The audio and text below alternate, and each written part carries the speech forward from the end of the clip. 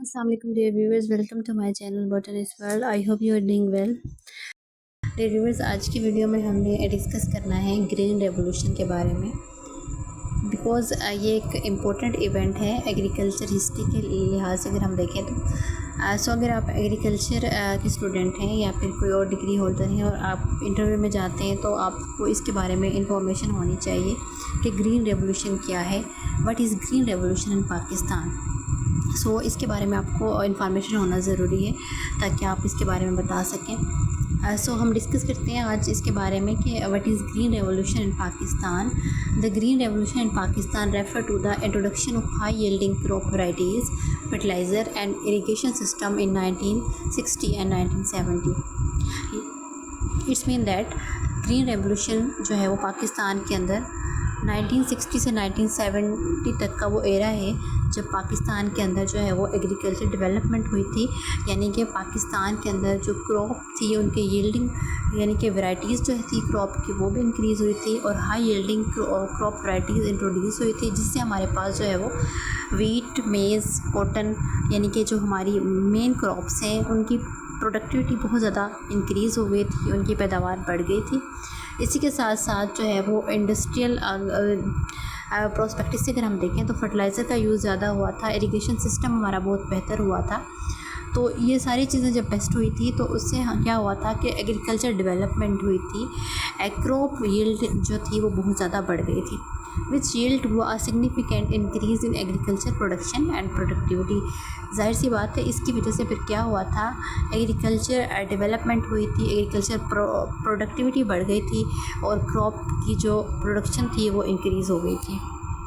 The main focus was on wheat, but other crops like rice, maize and sugarcane also saw improvement.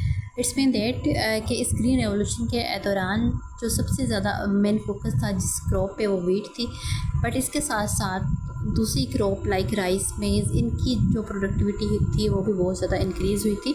और यही वो time था जब पाकिस्तान ने जो है वो क्या की थी, अपनी क्रॉप जो है वो एक्सपोर्ट की थी, बिकॉज़ हमारे पास जो है वो इनफ क्रॉप यानी कि बहुत ज़्यादा क्रॉप्स जो है वो क्या हुई थी, प्रोड्यूस हुई थी। सो इस तरह से जो है वो इसको जो है वो ग्रीन रेवोल्यूशन कहा जाता है, क्योंकि जो है वो ये वो पीरियड है जिसमें जो है वो इकोनॉमिक ग्रोथ बहुत ज़्यादा हुई थी।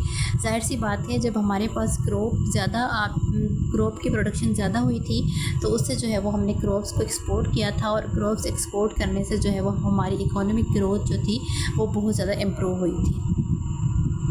नेक्स्ट इसकी हिस्ट्री है कि हिस्ट्री ऑफ ग्रीन रेवोल्यूशन क्या है, ग्रीन रेवोल्यूशन कब आया था, किसके एरा में आया था। Green revolution Pakistan was initiated during the era of Ayub Khan 1958 to 1969. Ayub Khan government launch the green revolution programme in 1960 which aim to modernise agriculture and increase food production in Pakistan.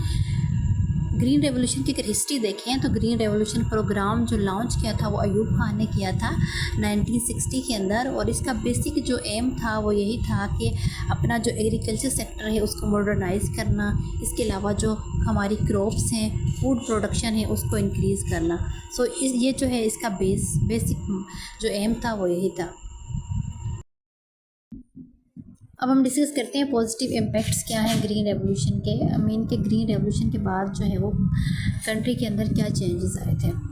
तो फर्स्ट इसका इम्पैक्ट है increase crop yield. Green revolution के बाद crop yield increase हुई थी, यानी कि हमारी जो बेसिक क्रॉप्स हैं वीट, मेज़, कॉटन, शुगर केन, इनकी प्रोडक्टिविटी बहुत इंक्रीज़ हुई थी।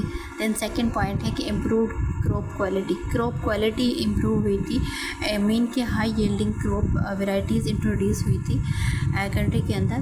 दैन थर्ड पॉइंट है इन्हांस एग्रीकल्चर प्रोडक्टिविटी इंक्रीज़ हुई थी।